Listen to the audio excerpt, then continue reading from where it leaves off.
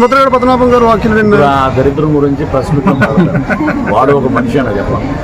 Already మేము 10 రోజులు అయిపోయింది. ఇప్పుడు నిన్న 17 ర్యాలీ జరిగింది. మన సాయంత్రం 6 గంటలకు వచ్చాము.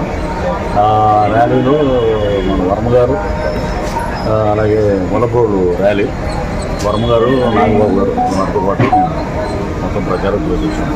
అద్భుతమైన స్పందన.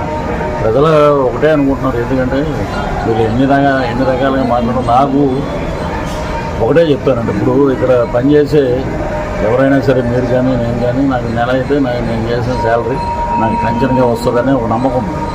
నేను మంచి పనులు చేస్తే నాకు మళ్ళీ ఓటేస్తారని. అలాగా మరి రాజశేఖర రెడ్డి గారు వితౌట్ మేనిఫెస్టో అప్పుడు తిరిగి మళ్ళీ రెండోసారి అదే. వీళ్ళు ఏంటంటే 175 వచ్చేస్తాన్నవాడు నువ్వు అంత స్తబ్దతగా ఉన్నాడు.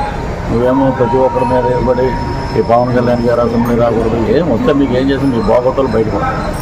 మీరేంటంటే జగన్మోహన్ రెడ్డి లాంటి వాళ్ళు స్టేట్కి ఒకడు ఉంటాడు, పవన్ కళ్యాణ్ లాంటి వాళ్ళు స్టేట్కి ఒకడు ఉంటాడు. సరే, పవన్ కళ్యాణ్ గారిని విమర్శించడం ముద్రగడ పద్మనాభం అదే అక్కడ చెప్తాం.